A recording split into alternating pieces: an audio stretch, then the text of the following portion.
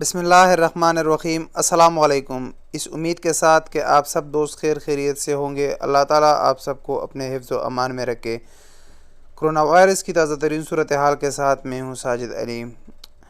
پچھلے 24 گھنٹوں میں سعودی عرب میں کرونا وائرس کی تعداد میں انتہائی حد تک اضافہ ہوا ہے، جس کی سب سے بڑی وجہ زیادہ تر اجنبیوں کا ایک ساتھ مل جل کر رہنے کی وجہ ہے، جو سعودی حکومت نے بھی اس بات کی تصدیق کی ہے، اور جس کی وجہ سے مختلف لیبر اسکیم کو ختم کر کے ان کو اسکولوں اور بلڈنگز میں منتقل کیا ہے۔ پچھلے 24 گھنٹوں میں سعودی عرب میں 1132 نئے کیسز سامنے آئے ہیں، 5 افراد وفات پا چکے ہیں، 280 افراد صحت یاب ہو چکے ہیں، 1132 افراد متاثر ہوئے جن کی تعداد مختلف سٹیز سے ہے، جس میں سب سے زیادہ افراد 315 مکہ، 236 جدہ، ریاض 225، مدینہ 186، دمام 88، جبیل 27، تبوک 13، طائف 10، حفوف 6، بریدہ 5، خبر 4، کنیفدہ 4، دہران 2، ابہا 2، بیشہ 1، المزدلفہ